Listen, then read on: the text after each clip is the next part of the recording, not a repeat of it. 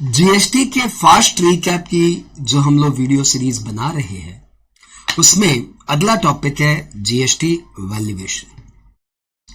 GST valuation आप सभी को पता है कि कोई भी एग्जाम हो उसमें एक क्वेश्चन इसका पक्का है और जीएसटी वैल्यूएशन को हम लोग दो पार्ट में डिवाइड किए हैं, वन जीएसटी और दूसरा जीएसटी वैल्यूएशन रूल्स। तो पहले हम लोग कर रहे हैं जीएसटी वैल्यूएशन और फिर हम लोग करेंगे वैल्यूएशन रूल। वैल्यूएशन सेक्शन 15 के द्वारा कवर्ड है। सेक्शन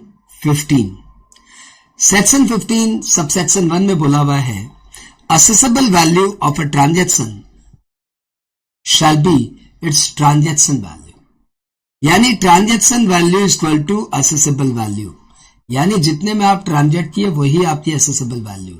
मतलब यदि ये मोबाइल आप 50,000 में बेच दो तो इसकी असेसेबल वैल्यू 50,000, ये मोबाइल आप 40 में बेच दो तो इसकी असेसेबल वैल्यू 40,000, ये मोबाइल आप किसी को टोपी पहना के 60,000 में बेच दो तो इसकी असेसेबल वैल्यू 60,000।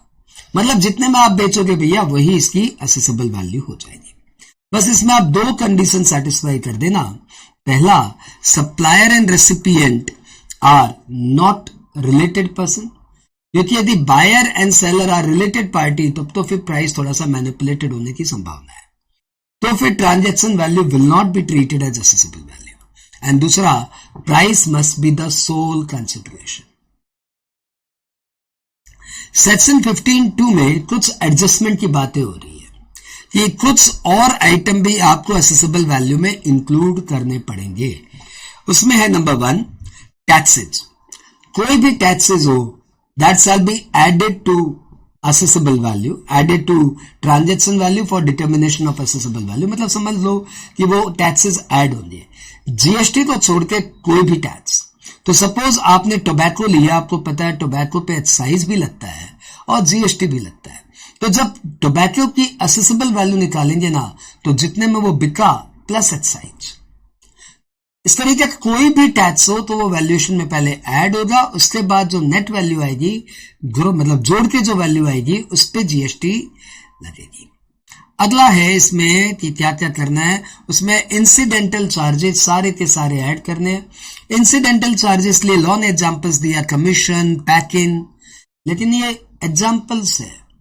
कोई भी इंसिडेंटल एक्सपेंडिचर हो like commission, packing, transportation, weighing etcetera, सब आपके वैल्यूएशन में ऐड होते जाएंगे।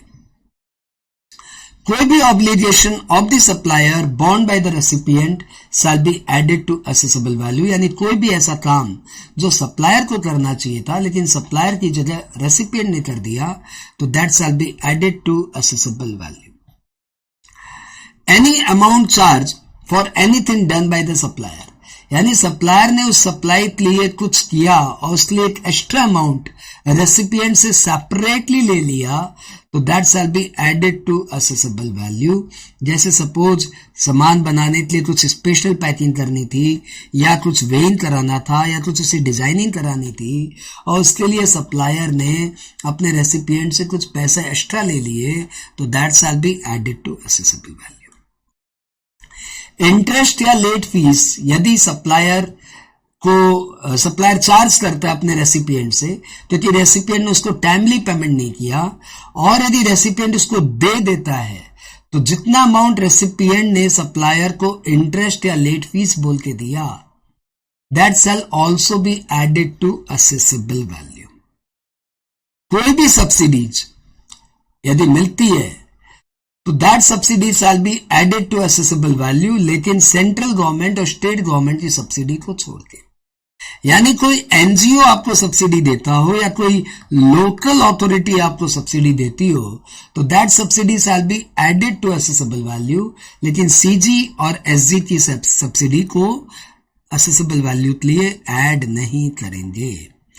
छोटी छोटी बातें चली जा रही है। अगली बातें आ रही है डिस्काउंट की। कि कोई भी डिस्काउंट हो, ट्रेड डिस्काउंट हो या कैश डिस्काउंट हो या कोई और भी डिस्काउंट हो, whatever name you call, that discount shall be subtracted while computing the assessable value provided that discount was known at the time of supply and that discount was duly recorded in the invoice. Invoice में बताया गया था कि आपको ये discount मिलेगा. That means it was known at the time of supply. तो वो डिस्काउंट वैल्यूएशन में ऐड हो जाए, वैल्यूएशन से सब्ट्रैक्ट हो जाएगा. परंतु कोई डिस्काउंट यदि बाद में दिया जाता है, discount on a future date, तो वो डिस्काउंट सब्ट्रैक्ट होगा कि नहीं होगा? तो भैया बात वही है. फ्यूचर डिस्काउंट सब्ट्रैक्ट तभी होगा जब it was known at the time of supply, it was link to the invoice and सामने वाले ने उसका आईटीसी रिवर्ट किया है. तो फिर वो डिस्काउंट आपकी वैल्यूएशन निकालते समय सब्ट्रैक्ट हो जाएगा. यानी फ्यूचर का डिस्काउंट यदि नोन था eight the time of supply, invoice से उसको लिंक किया जा सकता है, और यदि रेसिपिएंट उस पर आईटीसी क्लेम नहीं करता, उस डिस्काउंट पार्ट के जीएसटी का आईटीसी क्लेम नहीं करता, तो फिर सप्लायर के वो डिस्काउंट का सब्ट्रैक्शन मिल जाएगा. एक और पॉइंट, इसलिए इतने पेजेस पलट रहा हूं, वो है धर्मादा.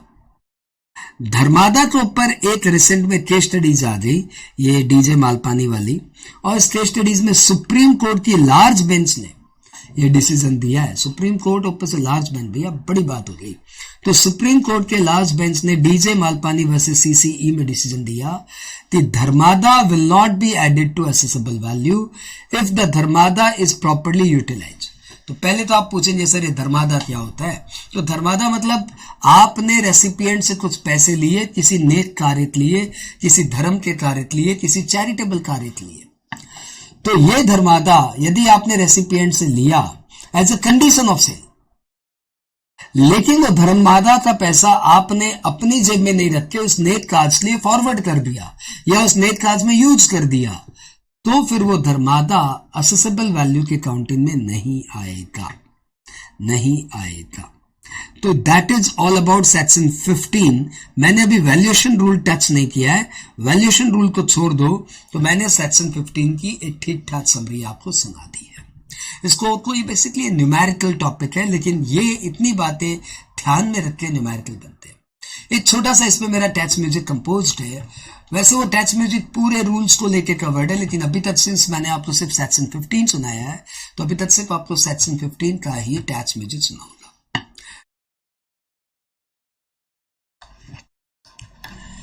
जीएसटी वैल्यूएशन के लिए जिस गाने को मैंने सेलेक्ट किया है, वो गाना मेरे दिल के बहुत करीब है. आई होप आपके भी दिल के बहुत करीब है, क्योंकि गाना ही ऐसा है. वंदे मातरम, वंदे मातरम. बहुत पुराना गाना है कि आओ बच्चों तुम्हें दिखाए झांकी हिंदुस्तान की, इस मिट्टी से तिलक करो ये धरती है बलिदान की. वंदे मातरम, वंदे मातरम, वंदे मातरम, वंदे मातरम. जलियांवाला बाग ये देखो यहीं चली थी गोलियां, ये मत पूछो किसने खेली यहाँ खून की होलियां. एक तरफ थी बंदूक दंदन, एक तरफ थी टोलियां, मरने वाले बोल रहे थे इनकलाब की बोलियां. यहाँ लगा दी बहनों ने भी बाजी अपने प्राण की, इस मिट्टी से तिलक करो धरती है बलिदान की. वंदे मातरम, वंदे मातरम, वंदे मातरम, वंदे मातरम. तो भैया मतलब ये वर्डिंग्स ही ऐसी है, ये सभी को एक बार गुनगुना ही लेना चाहिए. लेकिन इसी वर्डिंग्स पे हमने जीएसटी को पंच किया है. Let's start. जितने में ट्रांजैक्शन होगा उतनी वैल्यू पकड़ेंगे, जीएसटी है शानदार दिल से इसको पढ़ेंगे. GST valuation, GST valuation. जितने में ट्रांजैक्शन होगा उतनी वैल्यू पकड़ेंगे, जीएसटी है शानदार दिल से इसको पढ़ेंगे. GST valuation, GST valuation. Incidental सारे खर्चे इसमें ऐड करेंगे, गवर्नमेंट सब्सिडी छोड़ सारी ऐड करेंगे, जीएसटी को छोड़ सारे टैक्स ऐड करेंगे, interest late fees penalty add करेंगे, ट्रेड डिस्काउंट कैश डिस्काउंट दोनों लेस करेंगे. जीएसटी है शानदार दिल से इसको पढ़ेंगे. GST valuation. Can you imagine इस सेक्शन 15(2) में जितनी भी बातें थी वो इस 30 सेकंड की लाइन में सब कवर हो जाए। घड़ी देख के 30 सेकंड से भी कम में वापस से देखो पूरा का पूरा जीएसटी वैल्यूएशन। इंसिडेंटल सारे खर्चे इसमें ऐड करेंगे, गवर्नमेंट सब्सिडी छोड़ सारी ऐड करेंगे, जीएसटी को छोड़ सारे टैक्स ऐड करेंगे, interest late fees penalty add करेंगे, रेट डिस्काउंट कैश डिस्काउंट दोनों लेस करेंगे, जीएसटी है शानदार दिल से इसको पढ़ेंगे, जीएसटी वैल्यूएशन जीएसटी। मतलब मैंने सिर्फ घड़ी देखी मैंने, ये 28 सेकंड में पूरा का पूरा पॉइंट कवर हो गया। That is the power of tax music.